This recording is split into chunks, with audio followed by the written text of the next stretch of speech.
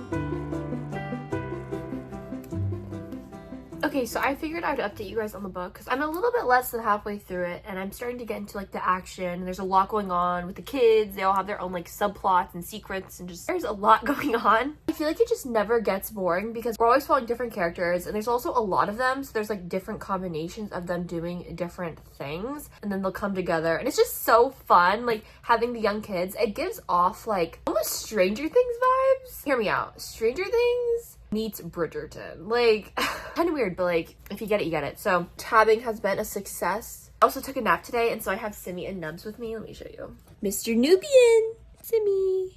So that's the vibe. And it stopped raining, surprisingly. I don't know what's going on. I don't know where Debbie's at, but I'm gonna keep reading. I might do something tonight. I don't know. Maybe I'll watch a movie or like bake or something. I don't know. We'll see.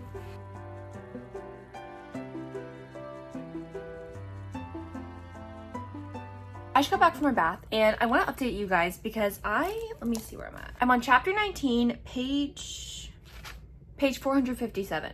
A lot has happened. I don't think we're at the climax, but we are very close to it. I almost want to say that Cassandra Clare's writing has gotten better. To be fair though, I haven't read the books in a long time. I don't know, there's just this inclusion of like serious topics and like familial themes, and I just really like it. I think it's so fun. Another point, which is why I love the Infernal Devices so much, and I'm so glad that it's also in here because Tessa and Will are the parents of the Herondale, so it makes sense, but the inclusion of literature, so good.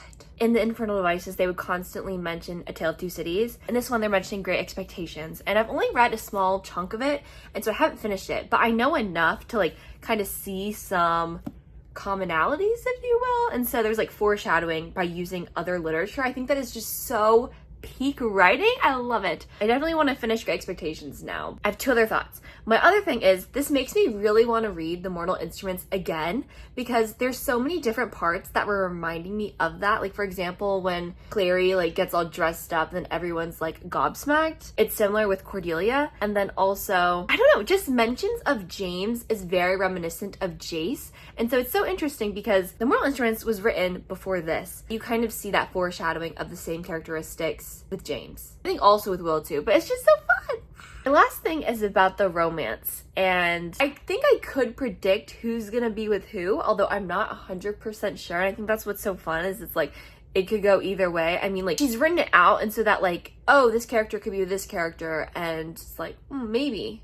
This is spoiler free, so don't worry, I'm not gonna say anybody. But I don't know. And I will say, James, I don't know about him. Declaring your love for someone and then immediately being like about someone else is kind of sus. I have issues with that. We're like, caveat for a second.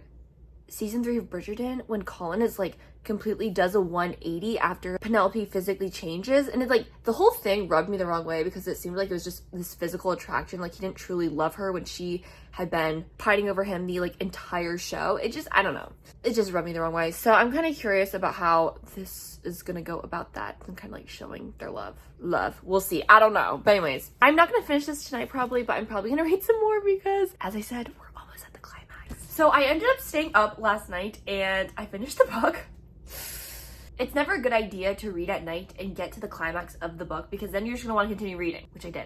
I have mixed thoughts because on one hand, I did enjoy the book thoroughly, but also that ending, so unsatisfactory. Like I get that it's trying to lead into the next book and it wants you to read the next one, which I do, but it's like, seriously?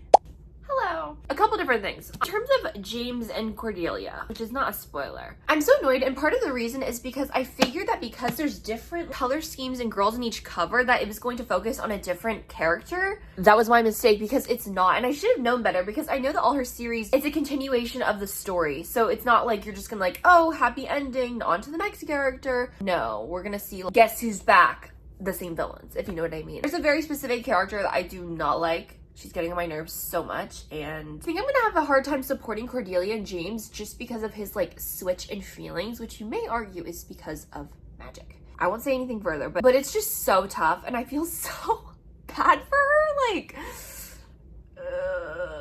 Mooselings, what are you doing? Yeah, I'm just not a big fan of like miscommunication, which this really isn't. It's more of like circumstance, I guess. It's just so annoying and I do not like it. All of this better get nipped in the butt real quick in the next book, or I swear I'm gonna be coming for people. There's also a development in another character's romance that was so uncalled for. I did not see that when I was predicting earlier. I was right about a couple things, but I was wrong about that, and that surprised me, and I was like, I think I'm gonna give it 4 stars, but this might be a 5-star series for me. We'll see. I'm contemplating starting a reading vlog for this today. We'll see, I don't know. But thank you guys for watching, and I'll see you next time in next week's video. Peace out.